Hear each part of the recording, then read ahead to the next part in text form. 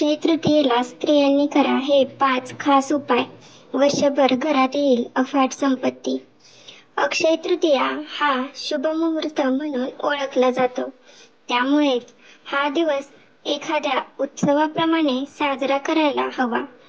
यासाठी दिवाळीत आपण दिवा पंती लावून रोषणाई करतो, त्याचप्रमाणे अक्षय तृतीयेला दारात मातीचा दिवा लावून लक्ष्मीचे स्वागत करावे आणि तिचा आशीर्वाद लाभावा म्हणून प्रार्थना करावी. हिंदू संस्कृतीत प्रत्येक पूजेत ऋतुकालीन फळाफुलांचा पूजेत समावेश केला जातो. सध्याचा ऋतूचा आणि सर्व फळांचा राजा आंबा एव्हाना बाजारातच काय तर घराघरातही दाखल झाला असेल. तो उपलब्ध नसेल तर अन्य कोणतेही फळ देवपूजेत ठेवून सुखसमृद्धी प्राप्तीसाठी प्रार्थना करावी. कापूस हे सुबत्तेचे लक्षण आहे. म्हणूनच अक्षय तृतीयेच्या दिवशी थोड्याच्या कापसाची वस्त्रे करून किंवा देवाला कापसाचे आसन करून त्याची पूजा करावी. त्यामुळे घरात सुबत्ता कायम राहील.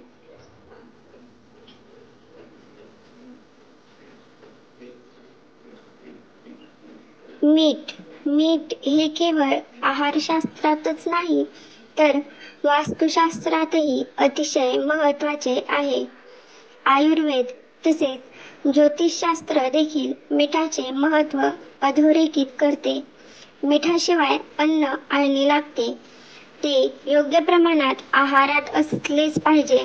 शिवाय धनसंपत्तीसाठी देखील मिठाची पूजा केली जाते. अक्षय तृतीयेला वाटीत मीठ घेऊन त्याची पूजा करावी. मीठ सागरातून मिळते आणि लक्ष्मी ही सागरकन्या असल्यामुळे मिठाच्या पूजनाने ती प्रसन्न होते अशी मान्यता आहे.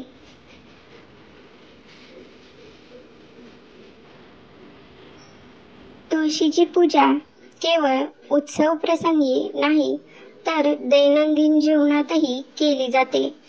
तुळशीच्या पूजेने आणि सेवेने आयुरारोग्य लाभते.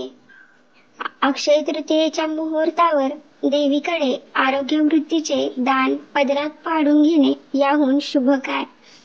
त्यामुळेच तुळशीची सागर संगीत पूजा करून निरोगी आयुष्याची मनोकामना करावी.